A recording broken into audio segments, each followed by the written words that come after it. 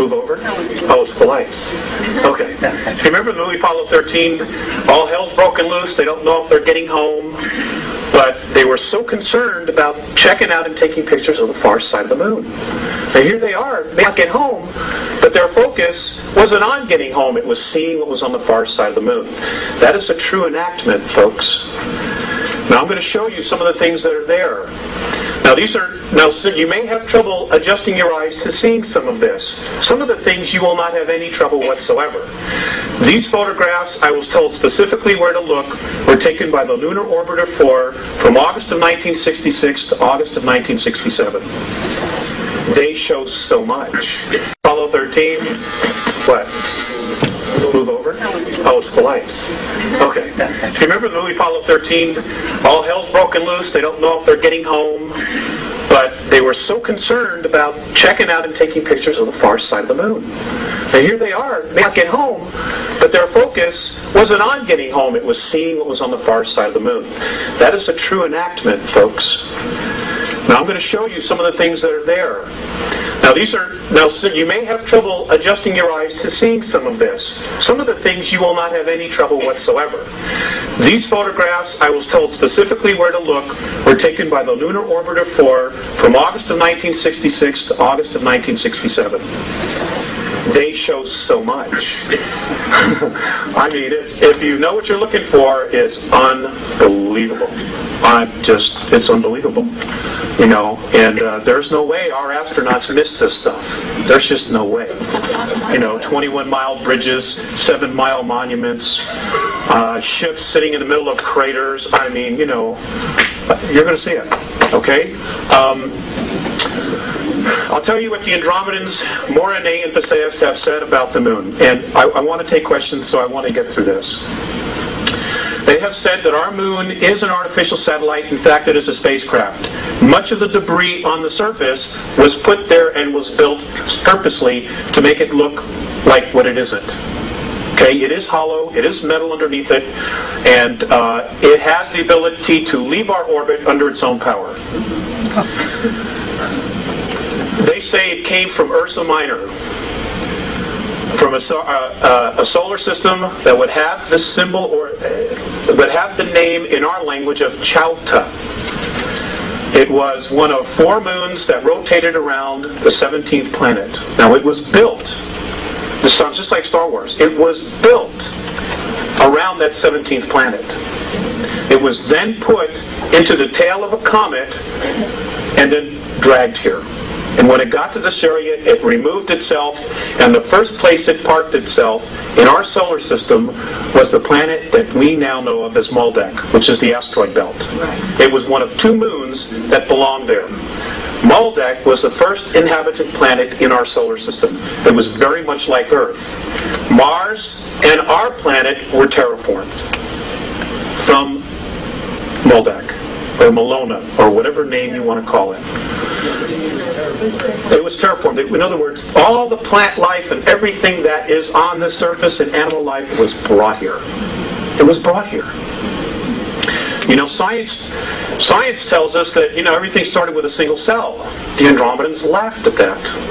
You know, and Theseus said to me, well, if that's true, then how does that one cell know to become a brain cell and a kidney cell? I couldn't answer him, because I don't know. He says it isn't possible. Our solar system has been engineered, built and engineered. Okay? The whole solar system. We're going to get into some more of that, but I want to get going on the slides. Honey, you want to come up and help us with that? Let's see. Okay, according to the Andromedans, now folks, I just want you to keep an open mind. You know, I'm not asking you to believe this. I'm sharing information with you. If you choose not to believe it, hey, that's fine. I ask you to exercise your free will. And if this gets too much for you and you don't want to listen, I've already checked. None of these chairs have seatbelts. You can absolutely leave. I will not be offended. I don't like doing this anyway. I would much rather stay home and raise a family. Okay? Okay, but I made a promise, and we want to have a family, and I have pieces of the puzzle, and if I don't do anything about it, then I'm just as guilty as the NSA astronauts and the Russian astronauts that have been on the moon and been on Mars since 1958. Okay, lights, please. Turn it on. The light. There we go. Okay, our galaxy. Let me raise it up. No, we need something, a videotape or something to put underneath it. I'm the handiest guy I know. That's good. That's it. Thank you very much. Okay, we can lower that. No, here. Wait a minute. Here. Okay. All right. Okay. Ladies and gentlemen, according to the Andromedans, space travel has existed in our galaxy for 4.4 billion years. Okay, we are literally the new kids on the block. All right?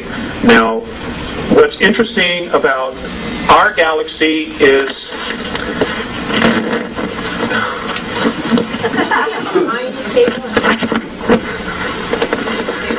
All right. Space travel has existed for 4.4 billion years. The interesting thing about our galaxy is the fact that we have many different races living here. In particular, the human race, which we are a member of, and what we call the reptilian races, which we are not a part of, but who very much don't like us, like the human race. Apparently this battle that's been going on has been going on for approximately 3.8 billion years between reptilian races and human races. Many of the races that exist in our galaxy migrated originally from Lyra during a war. Apparently, sometime in our ancient past, a group of reptilians were exploring, looking for minerals, looking for food resources. They came across a star system that was full of human beings who were agricultural in their nature.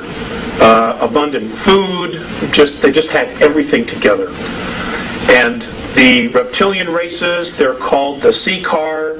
In the Andromedan tongue, we know them, or we would know them as being known as the Draconans, because they are from Alpha Draconis. And apparently they, as a race, were brought to our galaxy fully formed. Nobody knows where they came from or who dumped them there. But they were put there because it gave them the highest probability of survival. Well, they're a remarkable race. They're incredible builders, but they have an attitude problem. And that is that they believe that they are the dominant species and they control everything else. And they are also master geneticists. They value genetics, not gold or silver. They have no interest in that.